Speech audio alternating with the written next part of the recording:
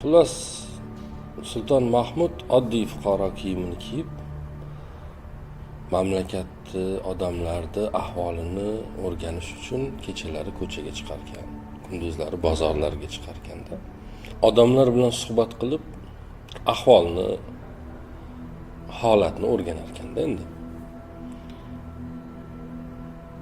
Shunday kunlarning birida bir choyxonaga kirib qoldi. Choyxonaga kirib qolsa, odamlar o'tiribdi, endi aytishar ekanki, "Tikandi bobo choy olib kel. Tikandi bobo sochiq olib kel. Tikandi bobo tezsiz bu non olib kel."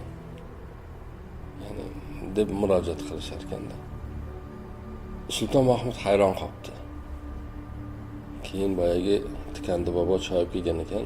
Tikandi bobo, "O'tiring bunday, bu hikmati nimada bu tikandini, ya'ni tiqilib qoldini? Hikmati nimada?" desa, "Ey, buni tarixi uzun bolam, buni qo'yver" debdi. "Ya o'tiring, bir ozgina suhbat bering, bizga aytib bering, qiziq." Qo'yardi, qo'ymabdi, Tikandi bobo o'tiribdi. "Bir kuni tush ko'rdim" debdi. Tushimda hammani nimasini jumragidan yaxshi suv chiqyapti. Lekin meni nimamdan suv tushmayapti. Men aytdim, "Nimaga hammanikidan suv yaxshi chiqyapti, zilol? Menda yaxshi chiqmayapti, jildirab chiqyapti. Birosa tiqilib qolibdi shekilli" deb qo'limga cho'pni oldimda, shu tiqilib qolgan joyini tozalamoqchi bo'ldim. U cho'p ham sinib oqayotgan suv tomchilab qoldi deydi. Keyin bekor bo'ldi. Mayli eskisi qadar oqsa ham mayli, ish qilib oqsa bo'ldi deb yana ozgina urinuvdim. Umuman hech narsa oqmay qoldi endi. Keyin bir mo'ysafid odam ko'zimga ko'rindi-da, "Tikandi bobo, tikandi" dedi. "Tiqildi bobo, tiqilib qoldi, endi oqmaydi" deb aytdi dedi. Shu meni otim tikandi bo'lib qoldi. Nima ishga qo'l ursam, u ishga o'xshamaydi. Nimalar qilib ko'rmadim. U ishni qildim, bu ishni qildim, u yerga borib qildim, bu yerga borib qildim, lekin o'xshamadi. Bittasi ham imkon bo'lmadi. Mana shu choyxonada odamlarga choy berib, kunlik tirikchiligimni qilib yuribman debdi. Podshoh ha debdi-da, dasturxonga duoni o'qib, Tikandi bobo bilan xayrlashib ko'chaga chiqayotganda yonidagi xizmatkorlariga aytibdi, endi ular ham fuqaro kiyimida qo'riqlab turadi-ku, endi podshohlarni aytibdiki, "Tikandi boboni tanib qolinglar. Har kuni bir oy mobaynida bir lagandan paxlava keltirasizlar." Paxlava deydimi bizda? Paxlava keltirasizlar. Va har bittasini ichiga bir tillo tanga qo'yasizlar. Ertasi kun xizmatkorlari choyxonaga podshohning aytganini qilib bir laganda paxlava olib kelishibdi. Eshikni taqillatishibdi, ichkaridan Tikandi bobo chiqibdi va boboga aytibdiki, "Bobo, bu laganni sizga Sulton Mahmud berib yubordilar. Kecha siz bilan hamsuhbat bo'lgan sultonning o'zlari edi" desa, deb shunaqamidi deb hayratlanib, boyagi paxlavalardan xursand bo'lib, "Minnatdorchiligimizni bildirib qo'ying. O'zi paxlava yemaganimga qancha, umuman o'zi shirinlik yemaganimga qancha bo'lib ketuvdim. Maza qilib shirinlik yeydigan bo'ldim" deb xursand bo'libdi.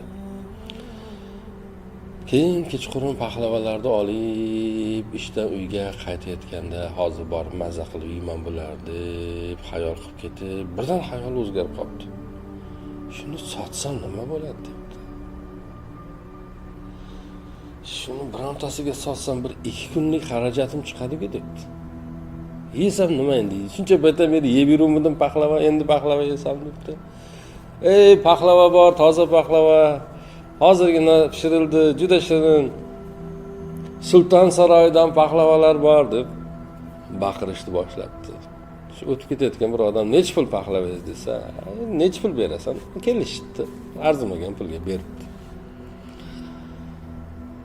Tikandi bobo xursand uyga boribdi. O'sha kuni uyga kerak narsalar sotib olibdi. Bu odam ham uyga boribdi. Paxlavalarning bittasini shuni yeyman desa, tishi bir qattiq narsaga tegibdi-yu. Chiqarib qarasa, bir tillo tanga. Unisini yebdi, undan ham bitta chiqdi, bunisini yebdi, bundan ham bitta chiqdi, unisini yebdi. Hammasidan tillo tangalarni yig'ib xursand bo'lib, ajib ish bo'ldi. ertaga ham bir boraychi, ertaga ham bu pahlava sotadigan odam pahlava sotarmikin deb ertasi kuni Tikandi boboni yo'lini poylashni boshlabdi. Saroydan yana bir lagan pahlava kelibdi Tikandi boboga. Tikandi bobo uyga qaytarkan, bugun sotaman deb turgan ekan, boyagi odam uni kutib turibdi. Bobo, kechagi pahlavang juda shirin ekan. Bugun ham agar sotaman desang sotib olardim. Agar biroz narxini tushirsang, har kuni sotib olaman debdi. Tikandi bobo ham tayyor xaridor borligidan xursand bo'lib, xo'p bo'ladi deb laganlardi. Har kuni bir oy kelgan lagan hammasini boyagi odamga arzimagan pulga sotibdi. Endi bir kuni Sulton Mahmud aytibdi, endi bizni bir Tikandi bobodan xabar olaylik. Ahvoli nima bo'ldi? Hayoti bir yaxshi tomonga o'zgardimi, yo'qmi? Choyxonaga kelib ne ko'z bilan ko'rsinki, Tikandi bobo hali ham o'sha ahvol, o'sha juldur yamoq kiyimda. Bobo har kuni bir laganda pahlava yuboruvdim. Oldingizmi desa, oldim. Nima qildingiz uni? Sotdim debdi. Bobo, tushundim men sizni.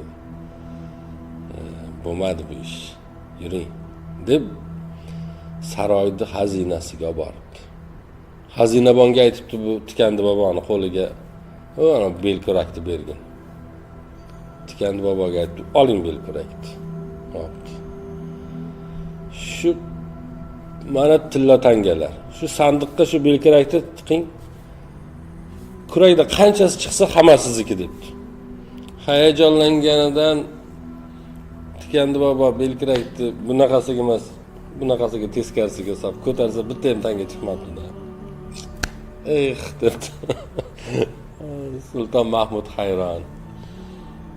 Bo'lmadi, bu ham bo'lmadi Tikandi bobo, bo'lmadi. Boshqa bir ish qilamiz endi deb lashkarlarga aytibdi, bu Tikandi boboni Uskudarga olib boringlar. Istanbulda Uskudar degan joy bor-ku, oldin o'sha joylar yalanglik bo'lgan ekanda, Uskudarga olib boringlar. Tikandi bobo bir tosh tanlasin o'sha yerdan, borgan joydan va toshni otsin. Qancha joyga otsa, o'shancha joyda hammasini beringlar. O'sha yerda bog' qilsin, roh qilsin, tirikchiligini qilsin, nima qilsa qilsin. Biz bunga tayyorini beruvdik, o'xshamayapti. Balki mehnati bilan o'xshar, debdi-da. Askarlar olib borishdi Tikandi boboni Uskudarga. Tikandi bobo bir tosh tanlaganda debdi. Nima qilaman toshni? Oldin siz tanlang toshni debdi. Tikandi bobo u yoqqa qaratib, bu yoqqa qaratib, har sangda bir tosh tanlabdi-yu. Endi nima qilasiz? Endi bu toshni oting debdi. Qayergacha joyga borib chiqsa, o'sha joy sizniki degandan keyin Tikandi bobo shu bor kuchi bilan ko'tarib boya tosh tagida o'zi qolib ketdi-da, boshiga tushib o'sha yerda o'lib. O'sha yerda keyin dafn qilishi boyaga askarlar kelib Sulton Mahmudga ahvolni anglatgan ekan. Sulton Mahmud o'shanda mashhur gapini aytgan ekan. Bermasa ma'bud ne aylar Sulton Mahmud. Ya'ni Alloh bermasa shoh bo'lasanmi, kim bo'lsang bu, nima qilsang qil, o'xshamaydi. Alloh berish kerak ekanda. Biz hayotda yasharkanmiz, bir imkoniyat bo'lib qolsa edi, hayotimni o'nglab yorardim deymiz-ku. Tikandi boboda nechta imkoniyat bo'ldi? Nega o'nglanmadi? Chunki nasib masalasi bor. Alloh yuqtirishi bor. Bir narsani peshonaga yozishi bor. Unga loyiq bo'lish bor. Ya'ni masalalar ko'p demoqchiman-da. Men bir nima bo'lsa zo'r bo'lib ketsam, ko'chadan bir pul topib olsam, boyib ketsam, bo'lmaydi unaqa narsalar. Ya'ni hayotda unaqa narsa bo'lsa shu Tikandi boboda bo'lardi. Podshohni o'zini shaxsan o'zini mehri tushib necha marta, necha xil yo'llar bilan harakat qilib ko'rdi. Bir fuqaroni hayotini yaxshilashga. To'g'rimi? Lekin baribir o'xshamadi. Nega? Chunki qadar masalalari bor. Rizq masalalari bor. O'shaning uchun duo qilib Allohning o'zidan so'rashimiz kerak. Ki bizga berilayotgan narsalar bizni foydamizga bo'lsin. Ko'p bo'lsin, kam bo'lsin, qancha berilsa ham u bizga yuqsin, bizga tatsin. ofiyat bo'lsin bizga, yaxshiligimizga, yaxshiliklarga xizmat qilishimiz uchun bizga bir manba bo'lsin, sabab bo'lsin.